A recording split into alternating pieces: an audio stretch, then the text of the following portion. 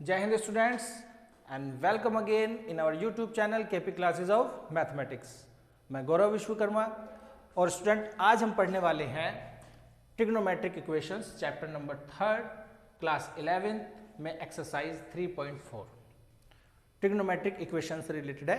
आज हम उसको जानेंगे। तो स्टूडेंट पेन पेपर लेकर रेडी हो जाइए। कोई इंपॉर्टेंट टॉपिक आपको लगे तो उसको आप जरूर नोट करें। तो स्टूडेंट ट्रिग्नोमेट्रिक इक्वेशन समझने से पहले हमें ये जानना होगा कि इक्वेशंस क्या होती हैं। ये वर्ड आपने मैथमेटिक्स में बहुत बार सुना होगा। क्लास 10th में आपने लीनियर इक्वेशंस, क्वाड्रेटिक इक्वेशंस इनको सोल्व किया है। क्लास 7 से आपका इनमें इंट्रोडक्शन हो गया था कि इक्वेशंस क्या होती हैं। समझ रहे हैं ना? तो अगर मैं कहूँ कि इक्वेशन क्या है, ठीक, बाद में हम ट्रिग्नोमेट्रिक इक्वेशन पर जाएंगे। पहले समझते हैं कि इक्वेशन क्या है। इक्वेशन स्टूडेंट कोई भी मैथमेटिकल स्टेटमेंट होती है, कोई भी मैथमेटिकल स्टेटमेंट जिसमें इक्वल का साइन आता है।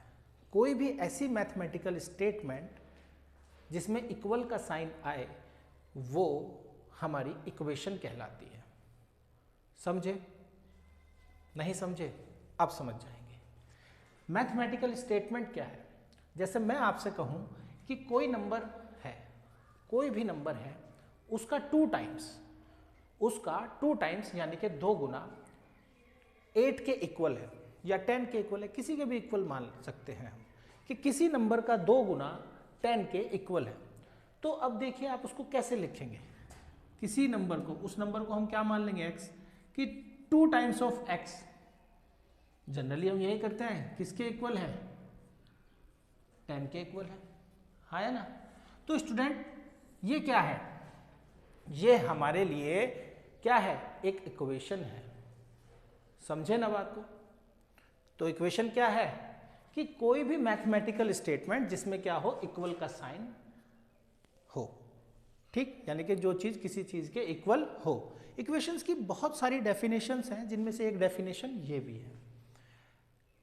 तो स्टूडेंट अब मैं समझता हूं कि आपको इक्वेशन समझ में आ गया, जिसमें कोई भी मैथमेटिकल स्टेटमेंट किसी चीज के इक्वल होती है या जिसमें इक्वल का साइन होता है ना, जिसमें इक्वल का साइन आता है वो हमारी क्या बन जाती है, इक्वेशन बन जाती है।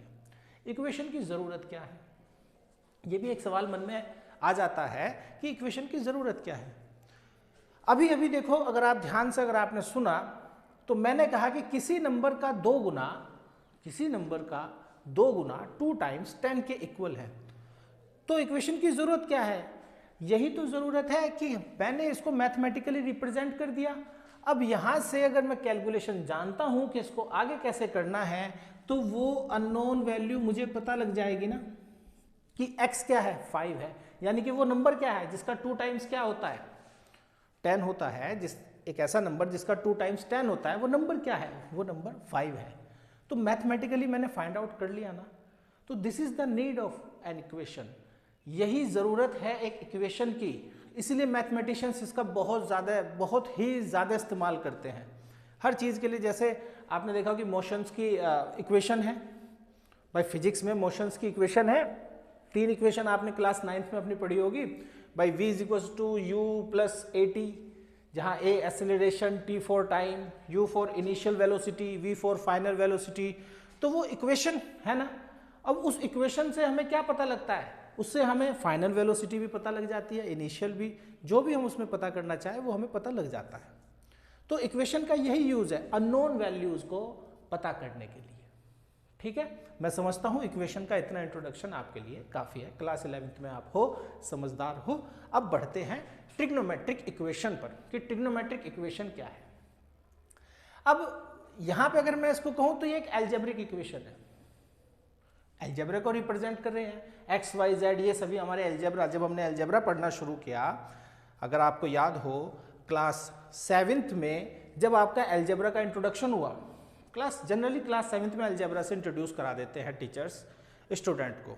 तो क्लास 7 से आपको पता लगा कि मैथमेटिक्स में नंबर्स तो चलते ही हैं, साथ में कुछ अल्फाबेट भी आते हैं, जैसे एक्स वाई जेड। और वो एक्स वाई जेड क्या होते हैं? वे अननोन वैल्यूज, कुछ भी हो सकती है, यानी कि वेरिएबल से आपका इंट्रोडक्शन हो जाता है। तो एल्जेब्रा क्या था? एल्जेब्रा यही है कि जिसमें वेरिएबल और कांस्टेंट हो, दोनों ही हो। समझ रहे हैं ना? तो ये एक एल्जेब्रिक इक्वेशन हो गई। ठीक, तो ट्रिग्नोमेट्रिक इक्वेशंस क्या है, ट्रिग्नोमेट्री क्या है स्टूडेंट? देखो हर चीज को समझना चाहिए। काम को अगर आप समझ गए कि वो है क्या, तो 50% आपका काम हो गया। बाकी का 50% क्या रह जाता है कि उसको कैसे अप्लाई करें, उसको अप्लाई एक ही बार में किस तरीके से करें, बिल्कुल परफेक्शन के साथ में, कि हमें कोई प्रॉब्लम ना हो। तो पहले चीज़ों को अंडरस्टैंडिंग होनी बहुत ज़्यादा ज़रूरी है। इक्वेशन इसलिए आपको बताई, ट्रिग्नोमेट्रिक इक्वेशन क्या है। अब ट्रिग्नोमेट्री को समझो, ट्रिग्नोमेट्री क्या है। जब भी आप वर्ड पढ़ो तो सबसे पहले दिमाग में ये बात आनी चाहिए कि ट्रिग्नोमेट्री क्या है। ट्रिग्नोमेट्री मैथमेटिक्स का वो ब्रांच है जिसमें हम एंगल्स और साइड की क्या करते हैं, स्टडी करते हैं। यही तो बात है, ठीक है। अब ट्रिग्नोमेट्रिक इक्वेशंस क्या होगी भाई? एल्जेब्रिक इक्वेशन क्या थी? जो एल्जेब्रा को रिप्रेजेंट कर रही थी, यानी कि वेरिएबल्स कांस्टेंट के रिलेशन को एक्सप्रेस कर रही थी इक्वल के साइन से। तो ट्रिग्नोमेट्रिक इक्वेशन क्या होगी? जो ट्रिग्नोमेट्रिक फंक्शन को क्या करेगी, रिप्रेजेंट करेगी इक्वल के साइन के साथ में। फॉर एग्जाम्पल मैं ये लिखता हूं, ये आपका क्वेश्चन भी है एक्सरसाइज में, tan x is equal to √3, है ना, tan x is equal to √3। तो स्टूडेंट tan x क्या है? Sine cos tan cot sec cosec, ये क्या है? ये ट्रिग्नोमेट्रिक फंक्शन ही तो है, जो क्लास 10th में ट्रिग्नोमेट्रिक रेशो थी। अब ये क्या है? Trigonometric function. कौन सा साइन है? इक्वल का साइन है। किसके इक्वल है ये? कि tan x कोई भी एंगल, कि कोई एंगल उसके लिए जो tan है वो किसके इक्वल है? √3 के लिए है, √3 के इक्वल है। मतलब समझ में आ रहा है ना, कि कोई एंगल है उसका जो tan थीटा है, यानी कि टेंजेंट जो है वो √3 के इक्वल है। तो ये क्या है? ये एक ट्रिग्नोमेट्रिक इक्वेशन है, सिंपल। यानी कि जो ट्रिग्नोमेट्रिक फंक्शंस को रिप्रेजेंट करे। यहां फिलहाल हमने एक ट्रिग्नोमेट्रिक फंक्शन लिखा है, क्वेश्चंस में ज्यादा भी हैं, एक या एक से ज्यादा ट्रिग्नोमेट्रिक फंक्शंस को जब भी हम एक्सप्रेस करें इक्वल के साइन के साथ में, तो वो हमारी क्या कहलाएगी? ट्रिग्नोमेट्रिक इक्वेशन कहलाएगी। तो स्टूडेंट अब समझ में आया ट्रिग्नोमेट्रिक इक्वेशंस क्या है। जैसे ये है एक इक्वेशन क्वेश्चन में, कि अगर मैं बात करूं कि अगर मैं ऐसे लिखता हूं 2 cos x plus cos 3x is equal to 4, ये क्या है? ट्रिग्नोमेट्रिक फंक्शंस है, इनको रिप्रेजेंट करिए इक्वल के साइन के साथ में। तो ये पूरी की पूरी क्या हो गई? एक ट्रिग्नोमेट्रिक इक्वेशंस। क्योंकि स्टूडेंट अब ये बेसिक बातें क्यों बताई जा रही है? देखो मैं बार बार इसी बात को कहता हूं कि किसी भी बिल्डिंग को अगर आपको बनाना है तो उसका जो फाउंडेशन है, जो उसका बेस है, उसको बहुत आपको मजबूत करना पड़ेगा, तब उसके बाद में बिल्डिंग शानदार बनेगी और लंबे टाइम तक उसका अस्तित्व रहेगा। वरना एक हल्का सा झोंका आया या कुछ भी थोड़ी बहुत उसमें प्रॉब्लम आई और वो ढह गई। मैथमेटिक्स में यही बेस है हमारा। तो चीजों को ध्यान से समझो। इक्वेशन क्या है अब आपको क्लियर हो गई है जहां तक मैं समझता हूं, ठीक है। ट्रिग्नोमेट्रिक इक्वेशन क्या है? पहले नाम का तो मतलब समझ लो ना, कि है क्या। ये सब है, ये ट्रिग्नोमेट्रिक इक्वेशन है। अब ये पता लग गया ना आपको। अब चीजें जब समझ में आने लगती हैं तो उसके बाद उसको करने का मन भी करता है और वो हमारे लिए आसान भी हो जाती है। अब चीजें समझ में नहीं आई, उनको रट्टू की तरह हम करे जा रहे हैं। क्यों? SW नहीं किया तो पनिशमेंट मिल जाएगा आपको आपके स्कूल में, नहीं तो मार्क्स कम आ जाएंगे। अरे मार्क्स के लिए मत पढ़ो, वो एक साइड बिजनेस है, वो अपने आप हो जाएगा। पढ़ो नॉलेज के लिए, कि बस चीजों को एक बार समझना है। मेरे ख्याल से ट्रिग्नोमेट्रिक इक्वेशंस अब आपको बहुत अच्छे तरीके से पता लग गई कि क्या है, ठीक। अब बढ़ते हैं आगे। अब इक्वेशंस हैं जिनका इस्तेमाल क्या है? अननोन वैल्यूज को फाइंड आउट करने के लिए। यहां पर अननोन वैल्यूज क्या है? यहां पर की अगर मैं बात करूं कि tan x is equal to √3, तो x क्या है? यहां पर कोई एंगल है जिसके लिए tan किसके इक्वल होता है? √3 के होता है। समझ रहे हैं ना, ठीक। तो ये जो अननोन वैल्यू है, इसकी कोई भी वैल्यू होगी, पर्टिकुलर एंगल, सिंपल से अगर हम बात करें तो ये जो x है ये 60 डिग्री के इक्वल है, या मैं कहूं π/3, है ना भाई। tan √3 किसकी वैल्यू के इक्वल होता है? यानी कि √3 tan के किस एंगल के लिए वैल्यू आती है? 60 के लिए, डिग्री में कहें तो, रेडियन में कहें तो π/3 के लिए, है ना? तो ये π/3 या 60 इस x के इक्वल है ना, तो ये क्या है? सोल्यूशन। ये क्या है? सोल्यूशन। तो सोल्यूशन क्या हो गया किसी इक्वेशन का? जो इक्वेशन में वो अननोन वैल्यू, जो अननोन वैल्यू है, तो सोल्यूशन क्या हो गया कि जो उस इक्वेशन को सेटिस्फाई करे, जो उस इक्वेशन को सेटिस्फाई करे। अब यहां पर x की वैल्यू क्या है? π/3 है। अब tan 60 है यहां पर। पहले हमें नहीं पता था, x की जगह कुछ भी हो सकता था, हमें पता लग गया कि अब tan 60 √3 के इक्वल है। tan 60 भी √3 और इधर भी क्या है? √3। तो सोल्यूशन क्या है अब इक्वेशन का? सोल्यूशन होता है उस वेरिएबल की वो वैल्यू जो उस इक्वेशन को सेटिस्फाई करे, मतलब LHS और RHS दोनों के दोनों क्या आ जाए? इक्वल आ जाए। समझे? तो स्टूडेंट सोल्यूशन समझ में आया कि किसी इक्वेशन का सोल्यूशन क्या है। जैसे क्लास 10th में जब आप क्वाड्रेटिक इक्वेशंस कर रहे थे तो उसमें आप रूट्स पता कर रहे थे कि रूट्स क्या है। तो रूट्स क्या थी? उन वेरिएबल्स की ही वैल्यू कि जिनको अगर आप उस इक्वेशन में उन वेरिएबल्स की जगह पर इनपुट करोगे तो उस इक्वेशन का LHS और RHS, लेफ्ट हैंड साइड और राइट हैंड साइड, दोनों इक्वल आ जाएंगी। समझे? तो ट्रिग्नोमेट्रिक इक्वेशन में सॉल्यूशंस बहुत सारे होते हैं। क्वाड्रेटिक में जैसे 2 सॉल्यूशंस थे, ठीक है, लीनियर में 1 सॉल्यूशन है ना? उसी तरीके से अगर मैं ट्रिग्नोमेट्रिक इक्वेशंस की बात करूं स्टूडेंट, तो ट्रिग्नोमेट्रिक इक्वेशंस के अनंत तक सॉल्यूशन होते हैं, अनंत तक। हाँ, यकीन मानो। अब उन सभी अनंत सॉल्यूशन को 2 कैटेगरी में हमने बांट लिया। उन 2 कैटेगरी में एक कैटेगरी को हम बोलते हैं प्रिंसिपल सॉल्यूशन। क्या बोलते हैं?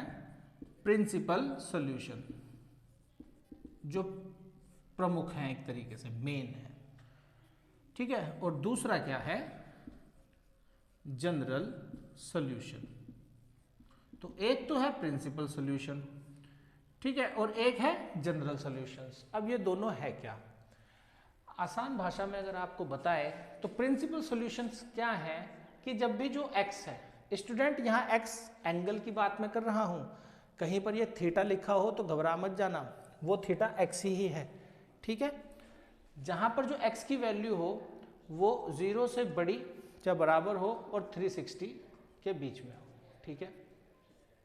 समझ में बात आई कि जब भी उस अननोन एंगल की वैल्यू, जैसे यहाँ पर यह अननोन एंगल x था ना, अब उसकी वैल्यू हमें पता लग गई, उस अननोन एंगल की वैल्यू 0 से 360 के बीच में हो तो वो हमारा सॉल्यूशन क्या कहलाता है?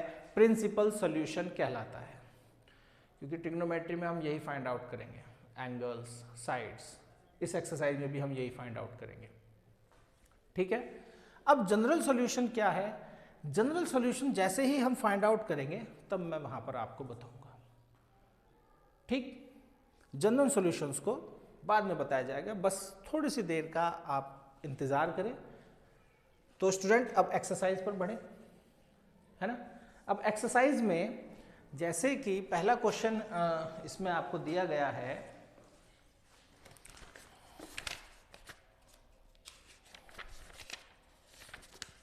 एक्सरसाइज 3.4 में क्वेश्चन नंबर फर्स्ट है, find the principal and general solutions of the following equations. कुछ इक्वेशंस आपको दी गई हैं, ठीक है, उनका आपको जनरल और प्रिंसिपल दोनों सॉल्यूशंस ही पता करना है, ठीक है। तो कोई नहीं, पता करते हैं हम। जैसे पहली इक्वेशन आपको क्या दी गई है? tan x = √3, ये आपको वैल्यू दी गई है, ठीक है स्टूडेंट। अब मैं इसको साफ कर रहा हूं। अब इसको समझते हैं कि प्रिंसिपल सॉल्यूशन क्या होता है और इसे फाइंड आउट करने का तरीका।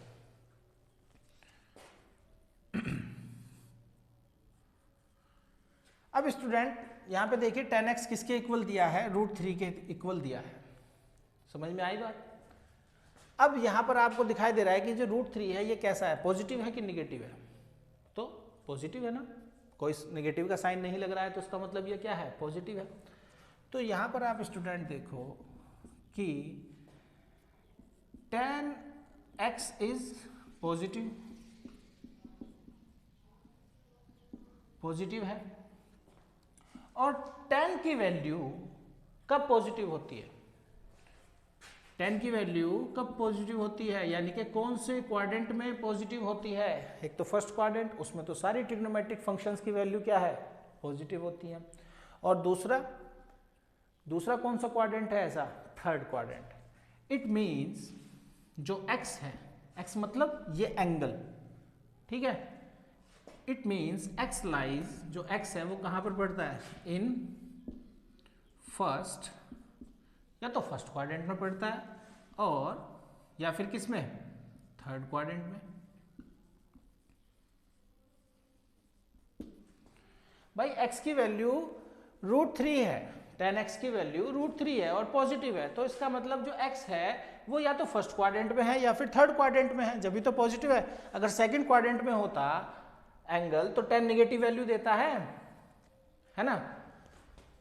तो या तो पहले में है या थर्ड में है। अब पहले में देखिए, अगर हम वैल्यू करें तो x की वैल्यू क्या होगी?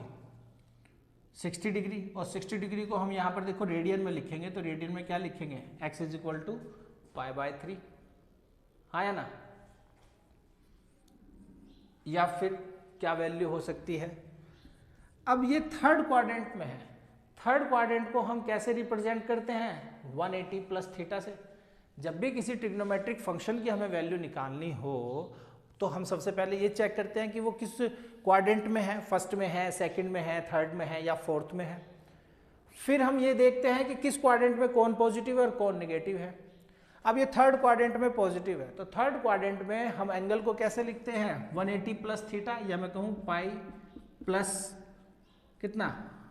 π/3, क्योंकि tan 180 + थीटा या tan पाई प्लस थीटा या पाई प्लस एक्स, कुछ भी बोल लें कोई गलत नहीं है, किसके इक्वल होगा? tan x के ही इक्वल होता है और पॉजिटिव के। सेकंड क्वाड्रेंट की अगर बात करें, सेकंड क्वाड्रेंट में अगर मैं करूं कि tan 180 - x किसके इक्वल होगा? माइनस के tan x के इक्वल होगा। समझ रहे हैं ना? क्योंकि वो सेकंड क्वाड्रेंट में है। फोर्थ क्वाड्रेंट में करूं तो सेम यही सिचुएशन होगी।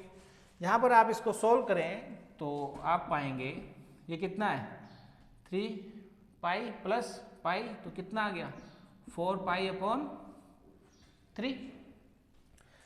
तो स्टूडेंट फर्स्ट क्वाड्रेंट और थर्ड क्वाड्रेंट दोनों में हमने वैल्यू निकाल ली, तो ये हमारा क्या हुआ? प्रिंसिपल सॉल्यूशन हो गया। ये क्या हुआ? हमारा प्रिंसिपल सॉल्यूशन हो गया। तो principal solution of tan x = √3 अगर है तो x क्या है? या तो π/3 है या फिर 4π/3 है। क्लियर है ना? दो सॉल्यूशन हमें इसके मिल गए, x की हमें दो वैल्यू मिल गई कि या तो 60 होगा, 4π/3 की अगर आप बात करो तो 4π/3 होगा। π/3 हमारा कितना है? π/3 की वैल्यू क्या होती है? 60 होती है ना, 180/3। 60 × 4 ये हमारा कितना हो जाएगा? 240। तो यानी कि √3 जो वैल्यू है वो tan की केवल 60 पर ही नहीं होती, 240 पर भी √3 वैल्यू होती है। इसका मतलब ये है, ये क्या है? प्रिंसिपल सॉल्यूशन है। क्यों? क्योंकि 0 से 360 के बीच में है, इसलिए ये प्रिंसिपल सॉल्यूशन है। समझ में आई बात? प्रिंसिपल सॉल्यूशन आपको समझ में आया? कैसे पता करते हैं? बहुत सिंपल ट्रिक है। सबसे पहले आप ये देखो कि वो एंगल पॉजिटिव है या नेगेटिव है। जो वैल्यू हमें दी गई है इक्वेशन में वो पॉजिटिव है कि नेगेटिव में है? यहाँ वैल्यू पॉजिटिव में दी गई है, पॉजिटिव में है। तो अब ये देखो कि ये ट्रिग्नोमेट्रिक फंक्शन, जैसे यहाँ tan x है, तो tan x किस किस में पॉजिटिव है? फर्स्ट क्वाड्रेंट में सारे के सारे पॉजिटिव है, सेकंड क्वाड्रेंट में साइन और कोसेक पॉजिटिव है, थर्ड में tan और कोट भैया यानी कि कोट थीटा, फोर्थ में कॉस और सेक। ठीक, तो हमने ये देखा कि जो वैल्यू है ट्रिग्नोमेट्रिक फंक्शन की वो पॉजिटिव है या निगेटिव है। अब जो भी वैल्यू वो है तो हम उसको फिर चेक करते हैं कि वो कहाँ कहाँ पॉजिटिव, अगर पॉजिटिव दिया है तो कहाँ कहाँ पॉजिटिव है, किस किस क्वाड्रेंट में पॉजिटिव है, और अगर निगेटिव दी गई है तो किस किस क्वाड्रेंट में निगेटिव है। क्लियर? फिर उसको उसी फॉर्म में हम लिख देते हैं। इसमें एक बात और आप याद रखना कि यहाँ पर जैसे हमें पता था थर्ड क्वाड्रेंट है, थर्ड क्वाड्रेंट को एक्सप्रेस करने का जो तरीका है वो दो वे है, 180 प्लस थीटा और 270 माइनस थीटा। स्टूडेंट मैं थीटा बोल रहा हूं तो कंफ्यूज मत होना, उस थीटा की जगह एक्स भी बोला जा सकता है, बात वही है। यानी कि थर्ड क्वाड्रेंट में जितने भी एंगल हैं उनको आप 180 प्लस थीटा से भी रिप्रेजेंट कर सकते हैं या फिर 270 माइनस थीटा से भी रिप्रेजेंट कर सकते हैं। हमने यहाँ पर फिर 180 प्लस थीटा का ही क्यों इस्तेमाल किया, उसका एक कारण है। उसका कारण ये है कि कोई भी ट्रिग्नोमेट्रिक आप फंक्शन ले लो, साइन से लेकर के कोसेक तक, 180 प्लस थीटा उसी के इक्वल होता है। जैसे 180 प्लस साइन 180 प्लस 30 साइन 30 के इक्वल होगा। tan 180 प्लस 30 tan 30 के ही इक्वल होगा। समझ रहे हैं ना? जैसे पहले में मैंने कहा कि साइन 180 प्लस 30, अब 180 प्लस 30 थर्ड क्वाड्रेंट में है तो बेटा माइनस साइन 30 होगा, लेकिन वैल्यूज जो साइन की है वो साइन में ही तो आ रही है। मेरा मेन कहने का मतलब ये है, tan की वैल्यू tan में ही तो आ रही है, भले ही वो पॉजिटिव हो या नेगेटिव हो वो एक बात का मैटर है, लेकिन वैल्यू तो उसी में आ रही है ना। 270 में ऐसा कहाँ होता है? अगर मैं ये लिखता हूँ साइन 270 माइनस 30, 270 माइनस 30 तो वो क्या हो जाएगा, वो वैल्यू cos 30 हो जाएगी, है ना। 270 माइनस वाले में आपको बताया था कि एलाइड एंगल्स किस किस तरह के होते हैं, कैसे कैसे रिप्रेजेंट करते हैं। उसी तरीके से अगर मैं tan 270 माइनस 30 करता हूं तो वैल्यू किस में आ जाएगी, फिर cot 30 आ जाएगी। हमें किसके सोल्यूशन चाहिए, tan के चाहिए, तो इसलिए हमें 180 360 इन्हीं को ही हमें क्या करना पड़ेगा, यूज करना पड़ेगा। क्लियर? तो स्टूडेंट प्रिंसिपल सॉल्यूशन जैसे फाइंड आउट करना है वो मैं आपको बता चुका हूं, ठीक है, कि ये वैल्यू है, कैसे ये आई, इस तरीके से आप इसको नोट कर सकते हैं। स्टूडेंट भले ही एक क्वेश्चन समझो पर इतने ध्यान से आप समझो कि फिर इसमें आपको कोई प्रॉब्लम ना हो, ठीक है। मैं इसके यहाँ प्रिंसिपल सॉल्यूशन लिख लेता हूँ कि x की वैल्यू क्या है, π/3 है या फिर 4π/3 है, क्योंकि प्रिंसिपल सॉल्यूशन की मदद से ही हम जनरल सॉल्यूशन पता करते हैं। तो स्टूडेंट अब बढ़ते हैं जनरल सॉल्यूशन की तरफ कि जनरल सॉल्यूशन क्या होते हैं। आपको बताया था ना कि थोड़ा सा इंतजार करें, जनरल सॉल्यूशन बताया जाएगा। जब टॉपिक आए जब भी तो बताना चाहिए ना, पहले अगर मैं बता दूंगा तो भूल जाओगे आप। अब बढ़ते हैं जनरल सॉल्यूशन की तरफ। स्टूडेंट वीडियो की शुरुआत में मैंने आपसे कहा था कि एक ट्रिग्नोमेट्रिक इक्वेशंस के बहुत सारे सॉल्यूशन होते हैं, यानी कि अनंत तक सॉल्यूशन होते हैं। क्यों ऐसा मैंने क्यों कहा? जब हम एंगल को डिफाइन करते हैं तो एंगल क्या है, रोटेशन है। अब प्रिंसिपल सॉल्यूशन क्या था कि जब रोटेशन जो हो, भाई एंगल क्या है, मैंने कहा ना हर चीज का उसका बेसिक समझो। एंगल क्या है, एक्चुअल में एंगल रोटेशन है, ठीक है, इनिशियल रे का उसकी फाइनल रे तक, टर्मिनल रे तक, उनके बीच में जो रोटेशन है उसी को हम क्या बोलते हैं, एंगल बोलते हैं। आपको बताया है चैप्टर 3 के इंट्रोडक्शन में मैंने दिया है, 3.2 के इंट्रोडक्शन में मैंने बताया कि एंगल है क्या है। तो ये रोटेशन, जब भी ये रोटेशन 0 से लेकर 360 के बीच में होगा तो उसके बीच में जो भी कोई वैल्यू हमारी आएगी, जो भी कोई हमारी वैल्यू आएगी वो वैल्यू हमारा प्रिंसिपल सॉल्यूशन कहलाएगा। अब रोटेशन केवल यहीं तक तो होना नहीं है, रोटेशन तो इससे आगे भी बढ़ना है ना। अब देखिए यहाँ पर एक राउंड पूरा हुआ और फिर ये आगे बढ़ा। अब जब आपको 3.2 का इंट्रोडक्शन कराया जा रहा था तो उसमें आपको बताया था कि वैल्यूज रिपीट होने लगती हैं, जो वैल्यूज हैं वे रिपीट होने लगती हैं। एंगल की अगर मैं यहाँ पर बात करूं कि यहाँ से यहाँ तक कितना है, 360 है, ठीक। ये आगे और बढ़ा, ये मान लीजिए कितना हो गया, 420 डिग्री हो गया। तो ये वैल्यू लेकिन कौन सी देगा, जो ये 60 डिग्री पर दे रहा था। 3.2 के इंट्रोडक्शन में आप चेक कर सकते हैं। अब रोटेशन अगर ये लगातार चलता ही जा रहा है, चलता ही जा रहा है, चलता ही जा रहा है, कभी अगर खत्म ही नहीं हो रहा है तो कितने सारे सोल्यूशन होंगे, अब देखो जो वैल्यू इसकी tan 60 पर थी या sin 60 पर थी, कोई से भी ट्रिग्नोमेट्रिक फंक्शन में थी, वही किस पर आ रही है, एक राउंड कंप्लीट होने के बाद में 420 पर भी आ रही है। यहाँ भी कुछ ना कुछ वैल्यू आ रही है। तो रोटेशन चल रहा है, एंगल्स की वैल्यू बढ़ रही है, एंगल्स की, मैं कह रहा हूँ एंगल्स की वैल्यू बढ़ रही है, पर वो वैल्यू किसी भी ट्रिग्नोमेट्रिक फंक्शन के जो जिसके भी इक्वल होती है, जैसे sin 60 की अगर हम बात करें तो वो क्या है, √3/2। 420 की अगर हम बात करेंगे तो वो भी एक तरह से क्या है, 60, यहाँ तक 360 और फिर ये यहाँ पर 60, तो उसकी भी वैल्यू क्या होगी, 3/2, √3/2। तो एंगल्स की वैल्यू बढ़ती जा रही है, लेकिन वो एंगल किसी भी ट्रिग्नोमेट्रिक फंक्शन में जो भी वैल्यू देता है वो वैल्यू सेम है। 60 पर 420 पर आगे और बढ़े, उन पर भी क्या है, सेम है। जैसे 360 पर साइन क्या है, 0 है, 720 पर भी क्या होगा, 0 होगा, 1080 पर भी क्या होगा, 0 होगा, आगे कितना भी रोटेशन आप लो। तो इसीलिए कहा जाता है कि जो सोल्यूशन है वो क्या है, अनंत है। समझे, उसकी सोल्यूशन अनंत है।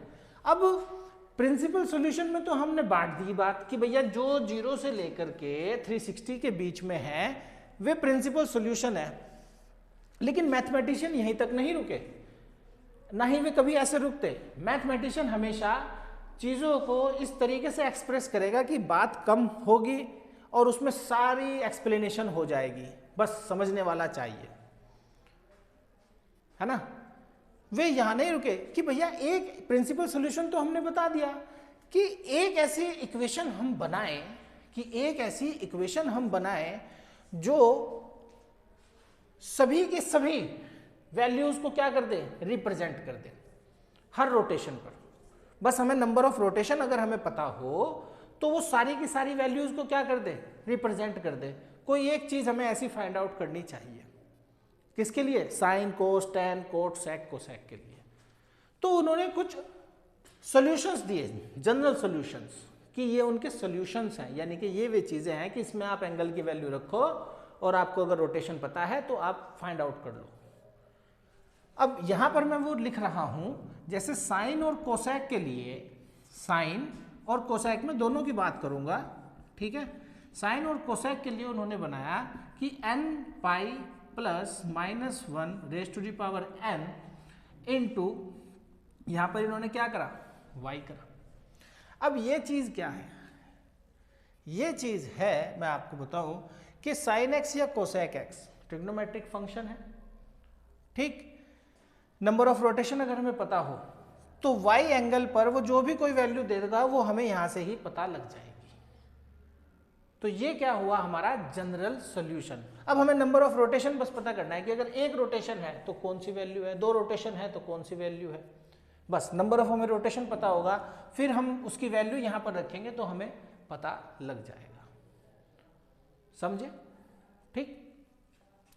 साइन और कोसेक के लिए यही है, ठीक है। कॉस x और सेक x की अगर मैं बात करूं तो 2n pi plus minus y।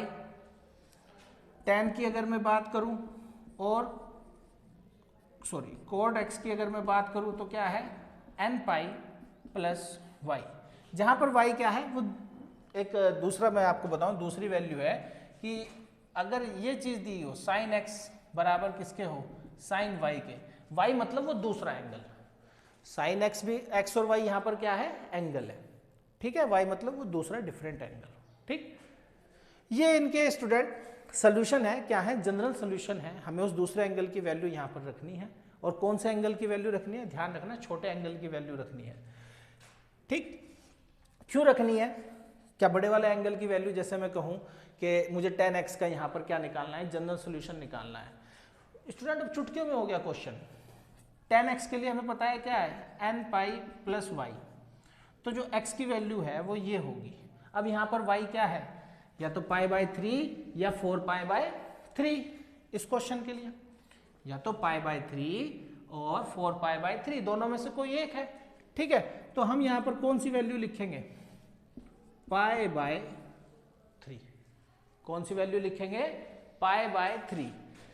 General solution में ये भी है, लेकिन वही बात है, इंसान ने हर चीजें अपनी सहूलियत के लिए तो बनाई है। भाई ये फॉर्मूला भी क्यों बना, ये सारे के फॉर्मूले क्यों बने? सहूलियत के लिए, कि बस हमें नंबर ऑफ रोटेशन बताना है बस।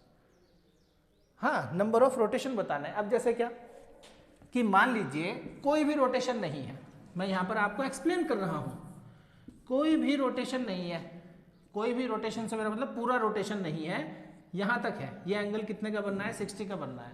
अब रोटेशन पूरा नहीं हुआ ना, एन हमेशा किसको रिप्रेजेंट करता है? नंबर ऑफ रोटेशन को। तो कोई रोटेशन नहीं हुआ, अब एन की जगह आप 0 रखो। एन की जगह आप जब 0 रखोगे तो एन पाई भी क्या हो जाएगा? 0। क्या बचेगा? π/3। ठीक है, π/3 मतलब 60, तो tan 60 की वैल्यू ही तो क्या होती है? √3 होती है। अब मान लीजिए कि एक रोटेशन हो गया पूरा,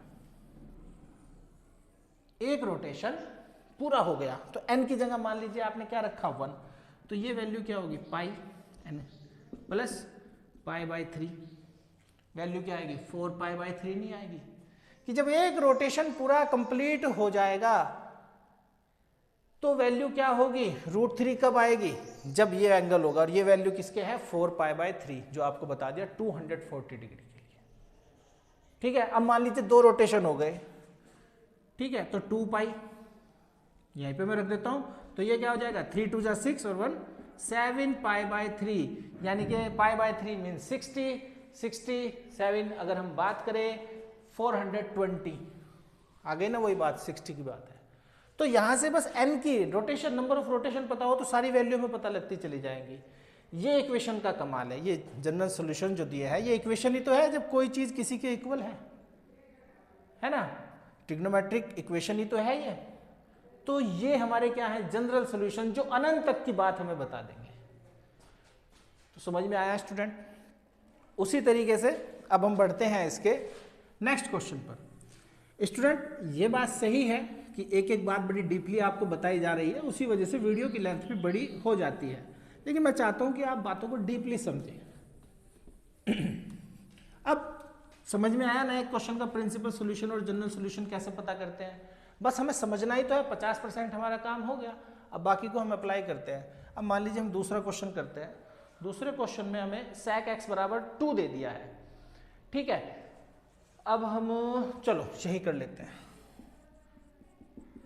अब मैं आपको स्टेप बताऊंगा, तो यहां पर हमें क्या जानना है? हमें यहां पर ये जानना है अब कि sec x पॉजिटिव है, कौन कौन से क्वाड्रेंट में पॉजिटिव है स्टूडेंट, ये हमें देखना है।